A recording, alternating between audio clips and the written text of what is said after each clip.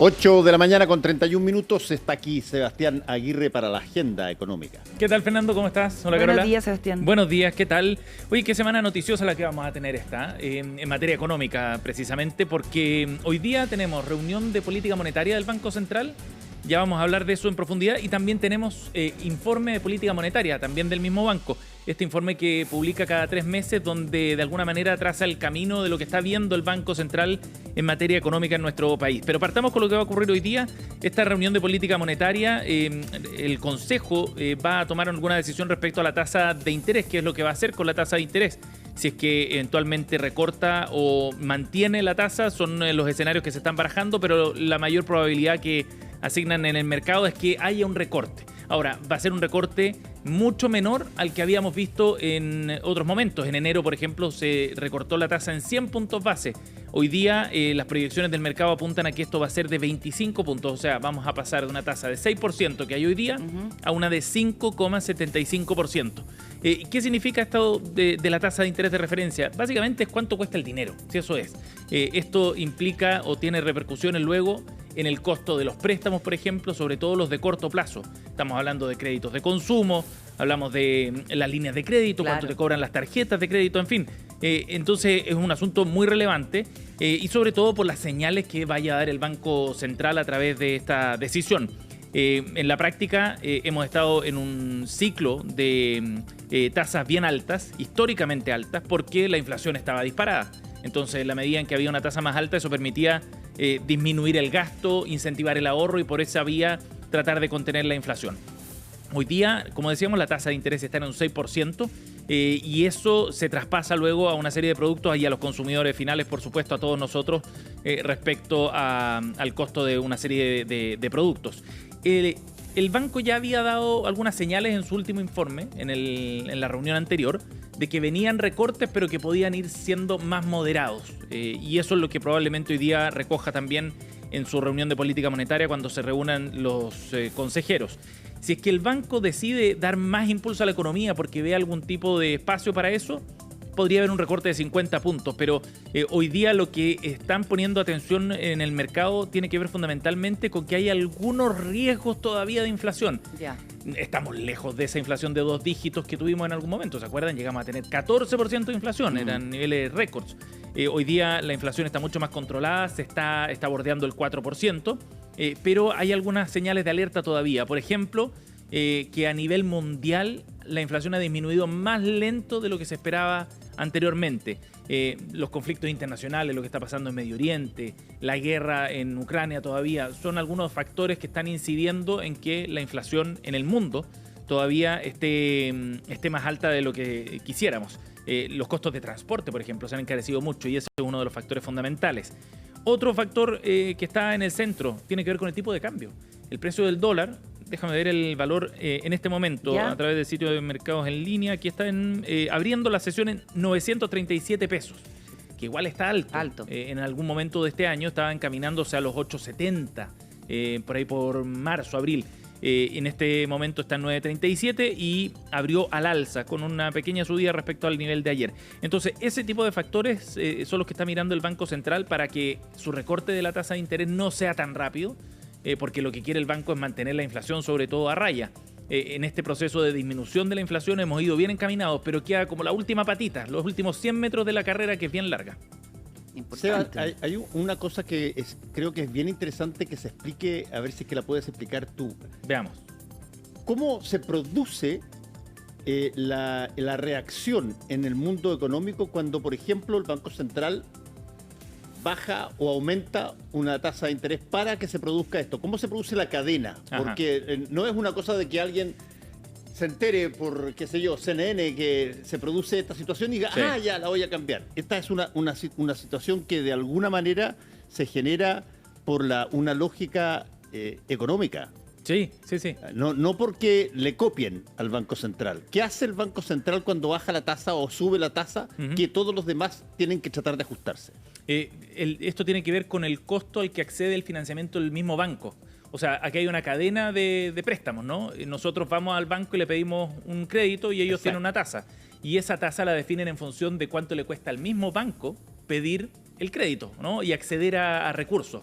Por lo tanto, aquí hay una transmisión que comienza con el Banco Central y esa tasa de interés luego se traspasa a los bancos o instituciones financieras que nos prestan dinero y los bancos nos ponen a nosotros una tasa en función de lo que a ellos les cuesta. Entonces, en pocas palabras, el Banco Central les dice a los bancos, yo te presto a ti, te pongo un ejemplo, a tal tasa. Exacto. Y por lo tanto esa es la referencia que tú tienes para ver cómo tú le prestas a las personas. Y en un mercado competitivo como el chileno en materia financiera, bueno, hay un traspaso, digamos, de lo que busca el Banco Central. El banco cuando quiere disminuir la tasa de interés para que haya más actividad económica, para que haya más préstamos, más plata circulando, como el mercado financiero tiene suficientes actores, bueno, efectivamente consigue su objetivo, ¿no? Y lo hace a través de esa vía. Ahora, hay un factor bien relevante del que se habla poco, pero el Banco Central también comunicacionalmente hace sus movidas. O sea, puede reducir la tasa de determinada forma, pero también da señales y mensajes. Correcto, y incide en los comportamientos de los mercados. Exactamente. Y a veces lo que mueve a los mercados, cuánto baje o sube el dólar, etcétera, no tiene que ver tanto con lo que haga con la tasa, sino más bien con la señal que dé. Por ejemplo, mire, de aquí a fin de año nosotros esperamos que la tasa de interés esté en tanto por ciento. Esas señales también son súper importantes. Bueno, ayer se reunió el grupo de política monetaria. Es un grupo integrado por 5 economistas a nivel local que hace una sugerencia, hace un análisis del escenario y hace una sugerencia de cuánto podría cambiar la tasa de interés. Y plantean que efectivamente la reducción debería ser de 25 puntos. Vamos a conversar con uno de los integrantes de esta instancia. Juan Pablo Medina está con nosotros, académico de la Escuela de Negocios de la Universidad Adolfo Ibáñez. Bienvenido, Juan Pablo. Buenos días, gracias por la invitación, Sebastián. Gracias por estar con nosotros. Buenos días. Bueno, Juan Pablo, primero partamos por la visión que tienen ustedes. ¿Por qué llegan a esta idea de que el banco podría o debería reducir la tasa en 25 puntos de la reunión de hoy día? Bueno, tengo que partir diciendo que yo fui un voto de minoría, que todavía pienso, yo soy más académico que no trabajo tanto directamente en el mercado. Yo también pienso 50 puntos base, pero el voto de mayoría fue 25 puntos base. ¿Ya? ¿Por qué? ¿Por qué el 25 puntos base? Yo creo que al final del día ponderaron los otros integrantes un tema de cautela, ¿ya? Con respecto a lo que ustedes estaban mencionando, que tiene que ver con que todavía no se consolida la inflación en 3%. Es lo que quizás uno habría esperado a diciembre del año pasado, que la inflación en esta fecha o pronto a esta fecha, habríamos estado bien decididamente. El cambio de la canasta quizás metió un poco de ruido en la forma de poder seguir esos registros más de corto plazo. Hay otras noticias que tienen que ver con probablemente el alza de tarifa eléctrica, lo que está pasando con el costo de los fletes, en fondo a nivel internacional, y algunas presiones de alimentos. Esas cosas como que generan algo cautela, la depreciación más reciente del tipo cambio, pero bueno, estamos por debajo del pic de marzo-abril que tuvimos el tipo cambio. Sí, Juan Pablo, pero cuando de alguna manera eso, para mí, ¿por qué yo 50 puntos base? Porque si yo miro un indicador que es como tratar de mirar la tasa de interés menos la inflación, ese indicador sigue siendo una tasa de interés real positiva, relativamente grande para el crecimiento que estamos teniendo. Entonces, en ese sentido, para mí ya venimos cambiando la dosis. O sea, quizás lo que faltó es reafirmar esta idea de que el escenario cambió de diciembre a la fecha, cambió en 2 dimensiones. Hay más crecimiento económico, un poco más de crecimiento económico y un poco más de inflación.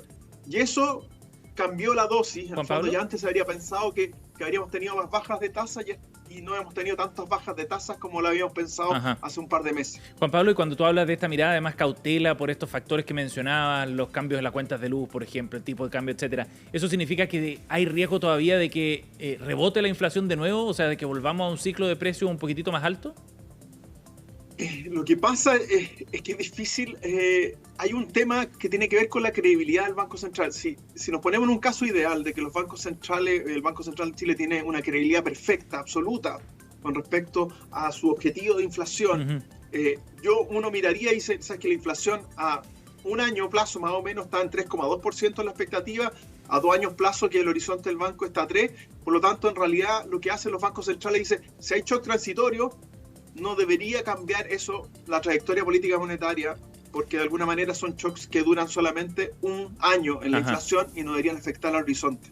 Lo que ocurre es que no saben si el mercado después empieza a pensar que hay más inflación y se pierde un poco de credibilidad. Eso es lo que es el riesgo, en el fondo, porque una vez que uno se juega con esa ficha de que es transitorio y el mercado en el fondo empieza a ver más persistencia inflacionaria, ese es el problema, es la persistencia inflacionaria. Y como todavía no se ha consolidado un 3%, podría haber quienes podrían leerlo como que la inflación es más persistente y no que es un shock transitorio que se va a diluir. Ya, perfecto, de acuerdo. Interesante. Sí, Juan Pablo, ahora respecto al tipo de cambio en particular, el precio del dólar está en 9.37, ya lo comentábamos hace un ratito en el inicio de las transacciones de hoy día. ¿Es un tipo de cambio muy alto? ¿Es una amenaza también para el trabajo en materia de inflación? ¿Cómo lo ves tú? Bueno, ayer discutía un poco de esto en nuestra reunión, que tiene que ver que si uno mira de 5 años a la fecha, la volatilidad del tipo de cambio es mucho mayor y pareciera que un tiempo atrás estábamos dominados por muchos otros fenómenos, pero ahora cada pequeña noticia de la Reserva Federal que dice que se espera que baje una vez este año, 2 veces este año, mueve el tipo de cambio en una dirección, después lo mueve en la otra dirección, cuando sale el dato inflacionario, mejor o peor, los datos de desempleo de Estados Unidos. Entonces, pareciera que está todo mucho más líquido, en el fondo, y por lo tanto hay que quizás acostumbrarse a vivir con mayor volatilidad. Parte de la mayor volatilidad tiene que ver con esos factores internacionales, pero también parte de la mayor volatilidad tiene que ver con factores locales, quizás de un índice más persistente, que tiene que ver con el desarrollo del mercado financiero de largo plazo, en el fondo, que de alguna manera quedó dañado después de la pandemia, en el caso de Chile, y por lo tanto, en el fondo, nos hace ser más sensible, y el tipo de cambio se mostró más sensible a cualquier noticia. Entonces, también hay una cosa táctica en lo que hace el Banco Central, porque si el mercado ya está esperando 25 puntos base, ya lo dijo en la minuta de la reunión pasada, pondera si quiere hacer una sorpresa, ¿ya?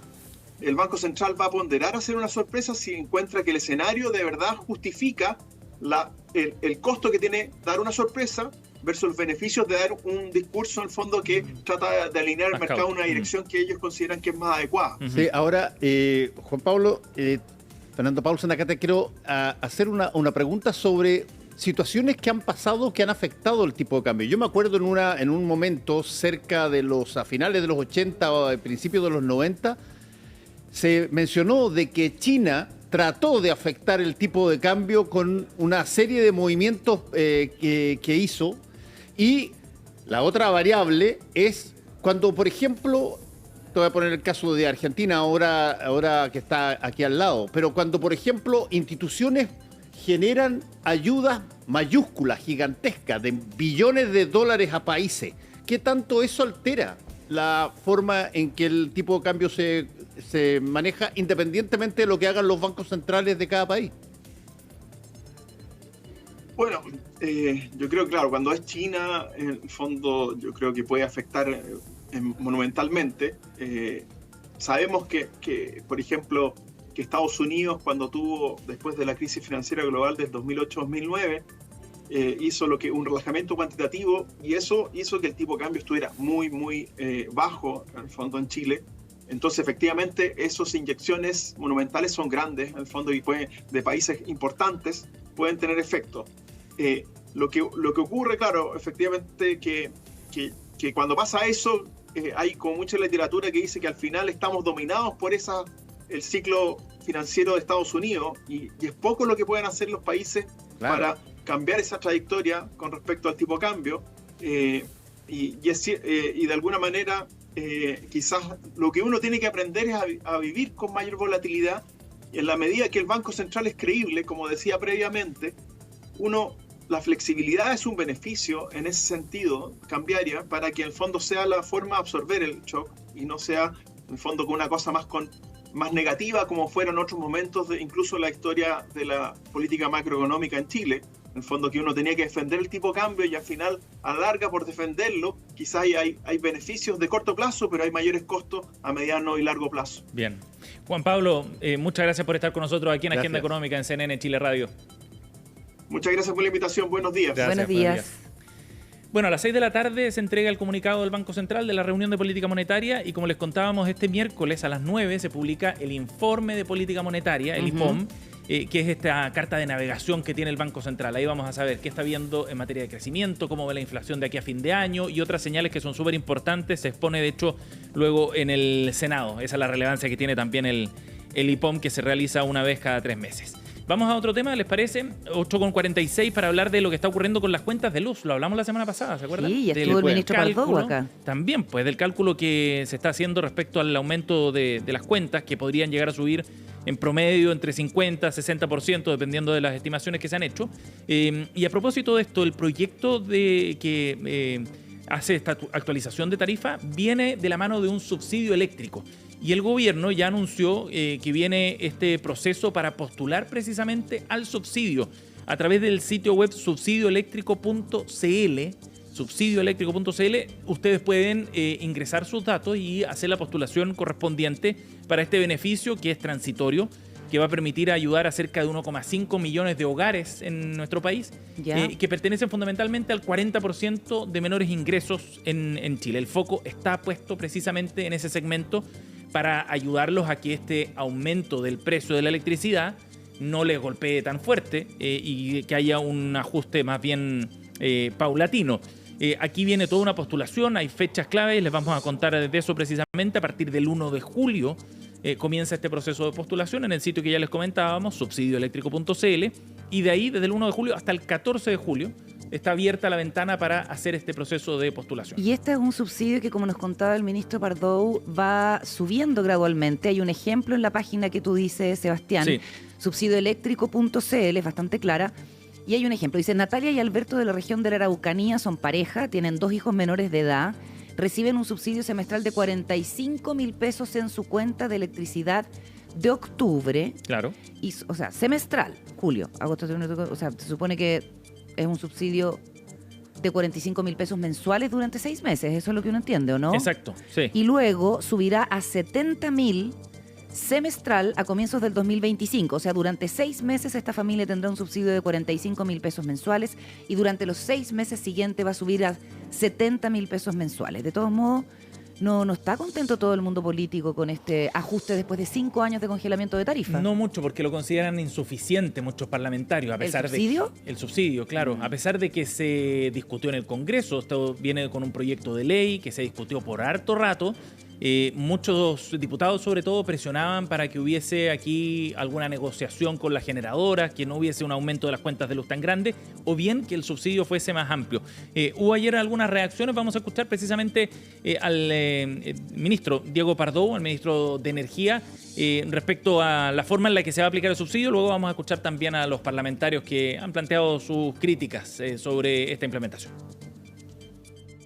Un subsidio que está dirigido al 40% más vulnerable del registro social de hogares. Fuera de pertenecer a este segmento de la población, solamente se necesita tener la cuenta al día o tener un convenio de pago suscrito con las distribuidoras. Además, hay grupos preferentes en el caso de los hogares que tengan adultos mayores o personas bajo cuidado o personas cuidadoras. Esta semana la Comisión Nacional de Energía debería publicar el informe técnico definitivo. Este primer escalón es del orden del 15-20% en promedio.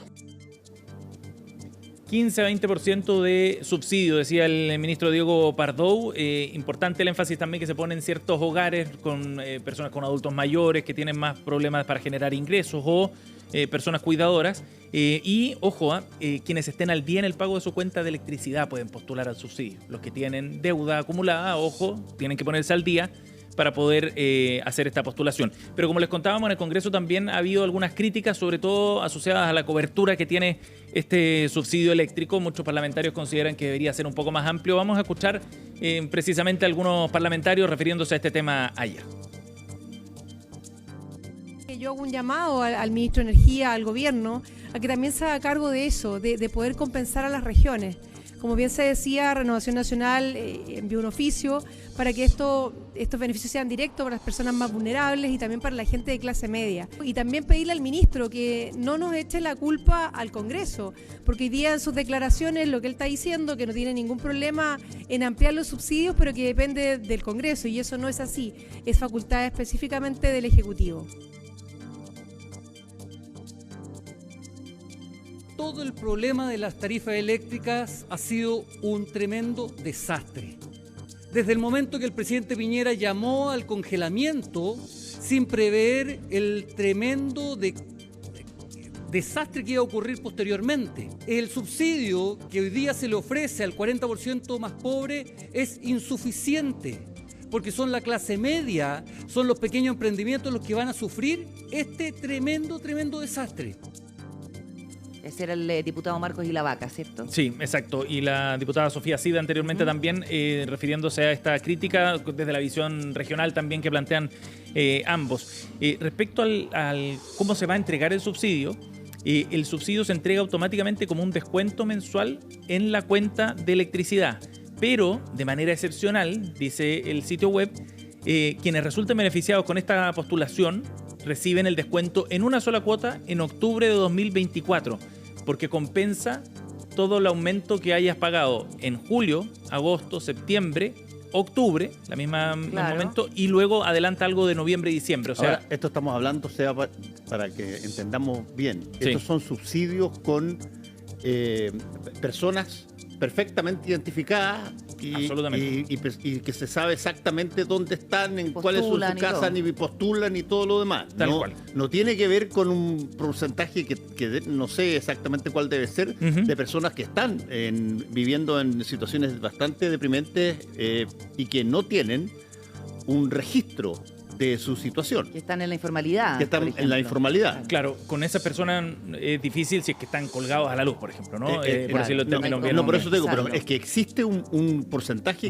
que no es tan menor. En los campamentos, por ejemplo. Que no pagan, que funciona. Exacto, el subsidio es que no pagan. Claro. Exacto, ahí no pagan. No, en este caso, para hacer la postulación tienes que ingresar tus datos con el nombre de la empresa que te entrega el suministro eléctrico, número de identificación de cliente y además tienes que hacerlo con tu clave única. Por lo tanto, está asociado directamente de inmediato al RUT, que es el titular de la cuenta, en el fondo. El titular de la cuenta es que tiene que hacer la postulación. Y a través de un correo electrónico luego se llega el mensaje respecto a si has recibido o no el subsidio. Pero hay algo que no entiendo, Seba, y yo creo que no hay preguntas tontas, hay tontos que no hacen preguntas. Ese es un gran principio. Totalmente de acuerdo. El ministro Pardow dijo, a partir del 1 de julio va a subir la cuenta en un 15% aproximadamente, y luego se va a ir concretando el resto del alza.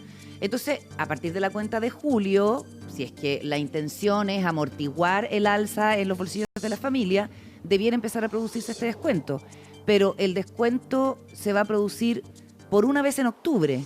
O sea que igual la gente va a tener que desembolsar el alza hasta octubre. O yo estoy entendiendo mal. Eso es lo que y en la cuenta de octubre se produce el descuento. Exacto, porque ahí viene un pago excepcional. ¿De hasta 45.000 o es por mes los 45.000? Es que depende del cálculo de acuerdo a la situación de cada hogar, al número de personas que viven en ese hogar y al número de familias en un mismo hogar. A veces en una casa, por ejemplo, con un medidor eléctrico hay 2 familias o 3 familias viviendo en el mismo hogar. Por eso ahí viene un cálculo diferenciado entonces de acuerdo a cada uno. Pero debiera ser vía descuento. Debería ser vía descuento, claro, a partir de octubre en adelante. A partir de octubre. O sea, igual uno va a tener ahí que poner la plata encima, digamos, no se va a salvar del aumento. Por algunos meses hay un desfase, efectivamente, de acuerdo a lo que ha explicado al menos el Ministerio en este sitio web.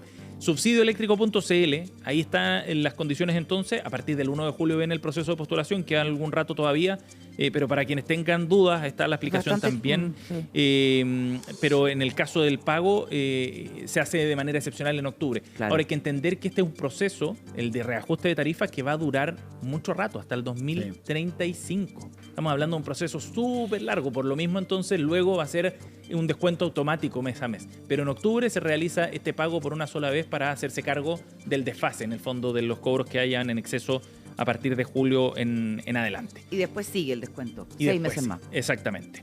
Oye, y para cerrar, ¿les parece si hablamos de inteligencia artificial? No son noticias tan alentadoras, dirán ustedes, para esta hora de la mañana, pero yo creo que es un debate súper interesante. Tiene Ineludible. Ineludible. Y además vamos a estar muchísimo tiempo hablando de esta situación. Hasta que nos convirtamos en una inteligencia artificial. Yo estoy esperando los momentos en que empiezan a aparecer fenómenos que tienen que ver con la... No, hoy día lo que vemos como inteligencia artificial básicamente son, eventualmente te cambian la cara, la figura o te impostan la voz y te hacen una serie de cosas, claro. pensando siempre en que esto funciona para, qué sé yo, la delincuencia. Pero la inteligencia artificial tiene una variable también que es provechosa, que es tremendamente interesante en términos de acumulación de conocimiento, en términos de enseñanza, de educación, que ha sido bien poco, yo te diría, difundida. Es mucho más fácil de difundir los temores, el temor y absolutamente. Y la mala conducta que la buena disposición y lo provechoso que puede ser. Y lo provechoso que podría ser. Bueno, hay muchas empresas e industrias que ya están aplicando hace mucho rato la inteligencia artificial. Ahora ha venido como un vuelito más fuerte porque está más a mano y quizá el foco está puesto también en esos temores porque está hoy día disponible para mucha más gente, ¿no? A través de esta inteligencia artificial como ChatGPT u otras. Hay varias más que están dando vuelta. Pero ¿por qué estamos hablando de esto hoy en particular? Porque el ingeniero Geoffrey Hinton trabajaba en Google hasta hace muy poco, hasta el año pasado. Salió de la empresa y ha dado una serie de advertencias respecto a su visión sobre la inteligencia artificial. No estamos hablando de un teórico aquí, estamos hablando de alguien que estuvo con las manos en la masa, digamos, diseñando estos modelos de inteligencia artificial, en su caso a través de Google. Y dio una entrevista en BNN Bloomberg, que es la versión canadiense de esta agencia de noticias, respecto a los riesgos que están asociados a la inteligencia artificial. Y él dice que es probable que se vuelva más inteligente que el ser humano. Esa es su advertencia. En el fondo ha dicho y lo repitió y lo ha planteado en otras entrevistas. Por hoy hay gente que te diría eso no cuesta mucho. Puede ser. Mira lo que está pasando, como tenemos el mundo. Necesita decir, oye, en una de esas se necesita inteligencia artificial para ordenar la cosa. Hay algunos que lo creen. Pero básicamente él plantea que nos va a sobrepasar en el fondo y que vamos a perder el control de este desarrollo tecnológico que hoy día tenemos más o menos limitado, pero que en algún momento pudiera volverse de alguna forma autónomo o lo suficientemente autónomo como para generar sus propios desarrollos. Porque lo que sabemos hasta ahora es que la inteligencia artificial construye a partir de lo que existe, de lo que la creación humana, digamos, tiene como repositorio universal. Ahí es donde se mete la inteligencia artificial, pero la inteligencia no puede proyectar nuevos conocimientos, no puede generar hasta ahora por lo menos, nuevos conocimientos. Eso es algo que es todavía prerrogativa solamente de los seres humanos. Claro. Pero ese desarrollo puede eventualmente... La inteligencia artificial, por ejemplo, no puede imaginar, por ejemplo, una situación que pueda pasar en el futuro. No te puede advertir, mira, podría perfectamente pasar una cosa, salvo que asociara una serie de acontecimientos que han pasado atrás y la inteligencia artificial, la forma de pensar en ese momento es cuando esto pasó otras veces, las probabilidades de que esto terminara en tanto son lentas. Ahora, la capacidad de procesamiento de información es exponencial, por lo tanto va avanzando a pasos muy rápidos y puede encaminarse hacia una eventualidad de ser capaz de proyectar escenarios de ese tipo. De hecho, lo que ha planteado Geoffrey Hinton es que la inteligencia artificial tomaría el control de la gente. Mucha gente decía que era ciencia ficción y ya no creo que lo sea tanto, decía Geoffrey Hinton respecto a este punto.